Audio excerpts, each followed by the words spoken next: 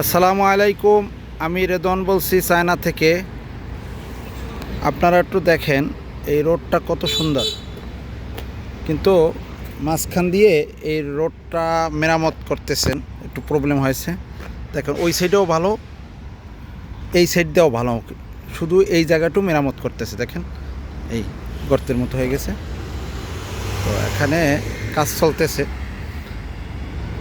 তো এখন দেখেন এইটা চারদিক দিয়ে ব্যারিকেড করে দিয়ে রাখছে, কারণ হঠাৎ করে মানুষ এসে যেন দুর্ঘটনায় পতিত না হয়, দুর্ঘটনা না ঘটে, সেজন্য চারদিক দিয়ে ব্যারিকেড দিয়ে রাখছে। দেখেন কত সুন্দর। কিন্তু আমাদের বাংলাদেশ হলে হঠাৎ করে কিন্তু আমরা কেউ জানতে পারতাম না যে এই জায়গায় গর্ত আছে, হ্যাঁ, এই জায়গায় বিপজ্জনক।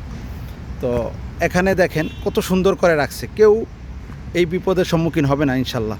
কারণ হচ্ছে এই দেখেন এই গাড়ি আসতেছে, আগেই তারা বুঝতে পারতেছে সবাই যে এখানে একটি রাস্তার মেরামতের কাজ চলতেছে।